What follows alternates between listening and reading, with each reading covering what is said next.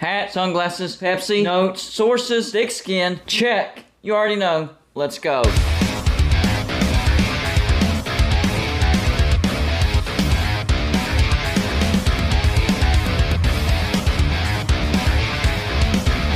Golden Blued is a college football YouTube channel for entertainment. So make sure to hit that like and subscribe button, and let's get into our next college football video. Well, National Signing Day is wrapping up, and even though West Virginia didn't lose any key recruits or any major flips or anything like that, number 38 in the nation as far as the recruiting class rating goes, that does not sit well with me. That does not make me feel much better about the future.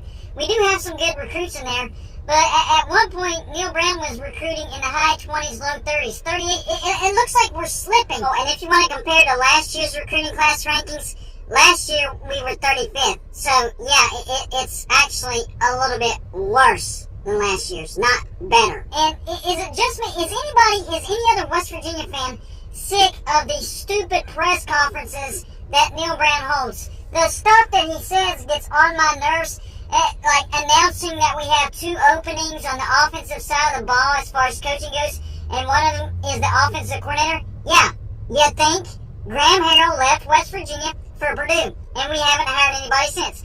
Of course, there is an opening at the offensive coordinator position, and yet at the same time, on the defense, there are no openings. What side of the ball was terrible last year?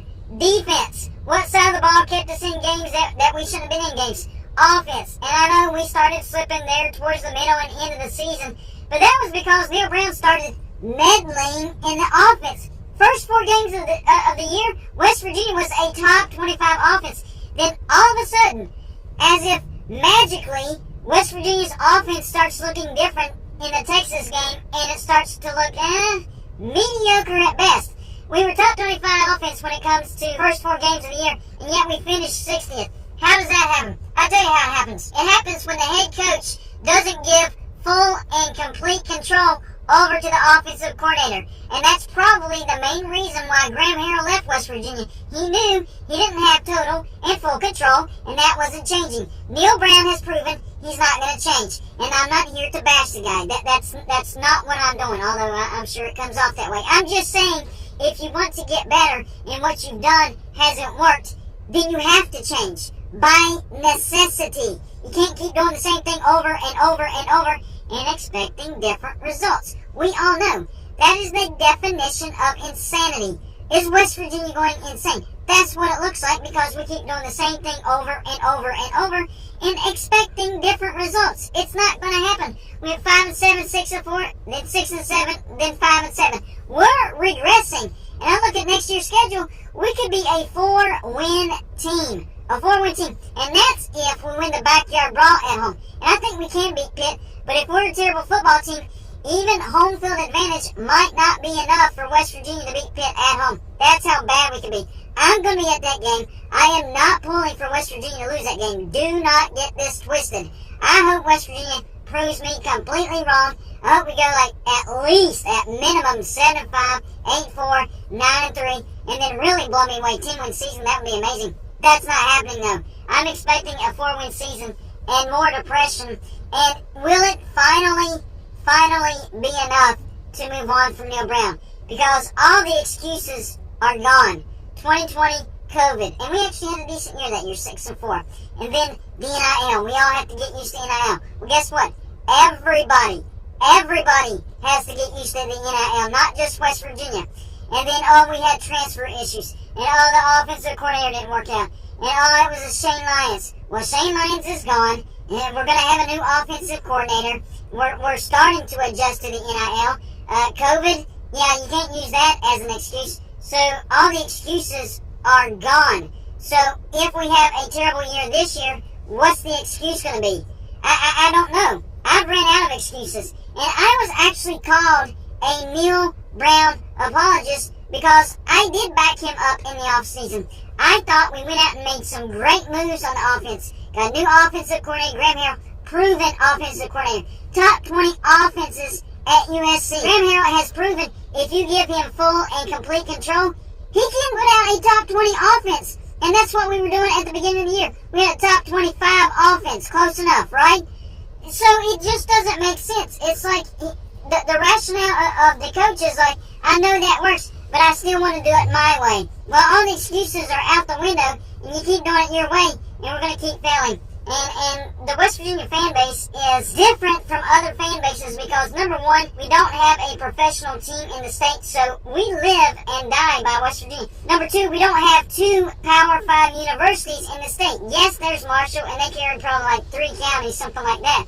But overall, West Virginia is the only show in town. So when West Virginia is bad, an entire state is depressed.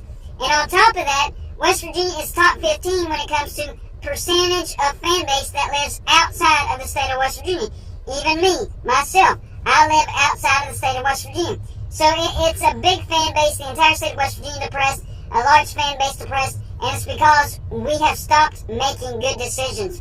And I really like to hire Renbaker. He's proven that he is pretty good at bringing in revenue for the football team, and he did state, I will give him this, he did state that West Virginia football is not meeting expectations.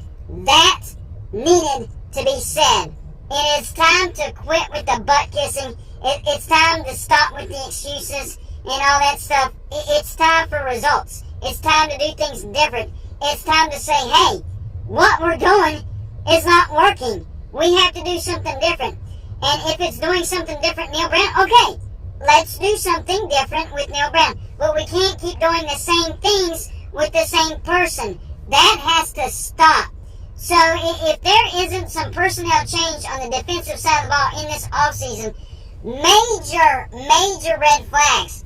Expect a terrible defense next year if we don't see results or differences or firings on the defensive side of the ball. I am very worried about that because usually if you are going to make a change as far as a coaching position or management position, it's immediately after the season.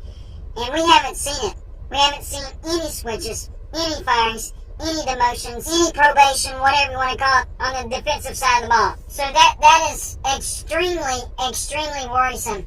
I am hoping that what we saw at the end of 2022 as far as the offensive side of the ball continues into 2023. What do I mean? I mean transitioning over to a spread RPO. We started to have success with that. And I've made many videos about this. Historically speaking, West Virginia has had success with the spread RPO. It doesn't matter who the coach was.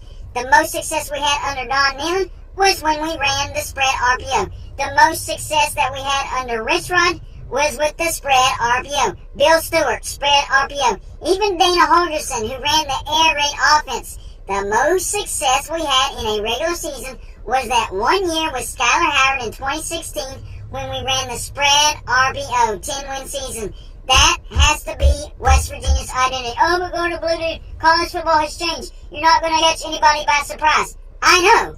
That's not what we're trying to do. We're not trying to catch somebody by surprise. We have to play to our strengths. And the spread RPO is what plays to our strengths. We have Garrett Green and Nico Marco, both of them very capable of running the spread RPO. So let's get it done. Spread RPO. Let's run that. Changes need to be made. Defense, I don't know what to tell you. This zone handoff type of defense isn't working. What do I mean by that? We run a zone defense, and what happens is, whenever a wide receiver is running a route, he gets into one-man zone, and once he starts to pass that guy's zone, he passes it off to the next guy. Stop doing that. We have got to start running more man-to-man. If you want to play zone with the safeties, that's fine. But we have the speed at the quarterback position to run man-to-man.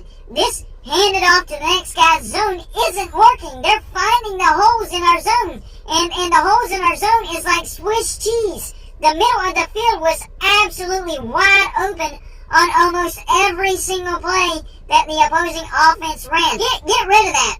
That is a terrible defense. Changes need to be made, and that's the first one. If we're not going to get rid of Neal Brown, even though I think that's a change we need to make, if we're not going to do that and we're sticking with him, then we have got to start all over on defense.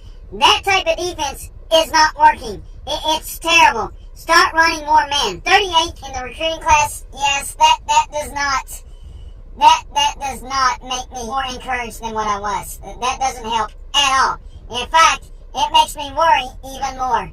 What, man, as bad as this season was, what kind of a season are we going to see next year? I don't know. It's going to be a train wreck. So I guess expect the clown to near pretty much all season long next year, because it looks like, as of right now, unless some drastic things change or we hit the jackpot in the transfer portal, expect the clown to make a ton of appearances next year. I don't like it just as much as you don't like it, although some people do enjoy it. I don't like doing it because that means West Virginia sucks. A lot of people got disrespected whenever I did the cutting of the hats, whenever I had enough from last year's team.